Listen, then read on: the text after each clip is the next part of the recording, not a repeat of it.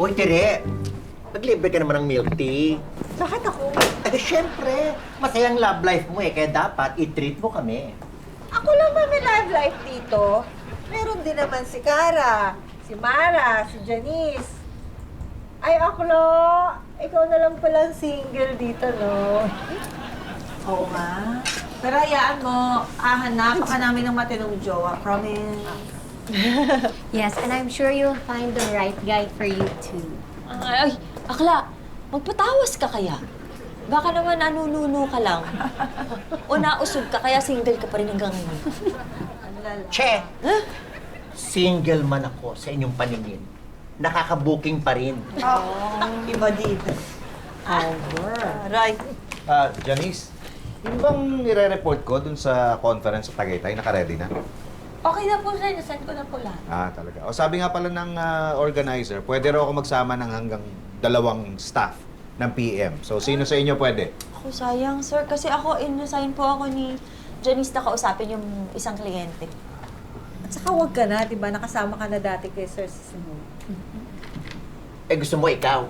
Excuse me, may date kami ni Mar bukas. Ako din nga eh, hindi pwede. Ay, may date ka rin? Wala pa, pero makakahanap din ako mamaya. So, walang pwede sa inyo. Sayang, sa hotel pa naman daw gagawin yung conference, oh. Sorry po talaga, sir. Pero baka si Cara po pwede. Oh, I'll ask Chito. May plano sana kami bukas eh. Ganun ba? Okay lang. Pero saan ba tong hotel na to? Sa Tagaytay daw. Balay Tagaytay. Balay Tagaytay? Di ba yan yung nagte-trending na hotel na mga pinupuntahan ng mga celebrities? Oo. Ang dami ko yung sumakarating dyan. Oo nga. Tapos sabi nung organizer, bubuksan daw 24/7 yung mga amenities, pati yung bago nilang international buffet. Oo. So, paano? Sino gusto sumama? Ay, sir, pwede na Actually, po. pwede na ako. Sis. Sabi ako, Pwede talaga ako. Pwede ko naman ma-schedule yung Alam mo, ay, Di ba? ayaw mo. Tumigil nga kayo, nakakahiya kay sir. Hindi, okay lang. Ikaw, baka gusto mo? Ay, sir, nakakahiya naman po. Pero pwede ko po ba isama yung mga anak ko? Ay?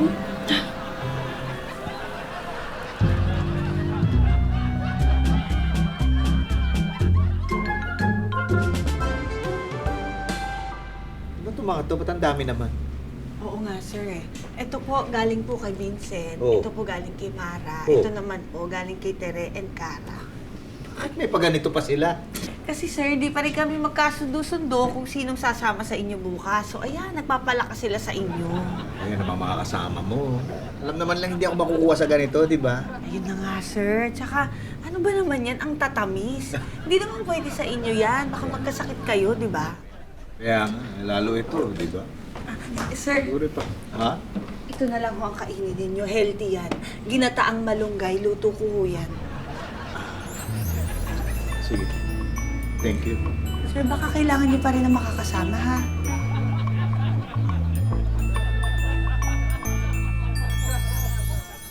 O, dahil hindi kayo magkasundo-sundo kung sino sasama sa inyo, magpalabunutan na lang tayo, ha? Okay, sige. Ang unang sasama sa akin sa Tagaytay, si Vincent. Thank you, sir. Thank you. Sige. Ito, susunod. Si Tere. Ay, siya po makakasama natin, sir. Parang ayoko yata. Ba't ayaw mo? Bakit? Sa tingin mo gusto ko? Bakit kung ayaw mo sumama, edi bubunot na lang uli ako. Ha? Ay, wait lang po, sir. Wala naman po akong sinabi hindi ako sasama. Ay, meron kaya. Wala. Ang sinabi ko, ayoko kitang kasama. Wala akong sinasabi na hindi ako sasama. In fact, nakaready na ang mga outfit ko para sa mga tatay at mahilig tumagay sa Tagaytay. And I thank you.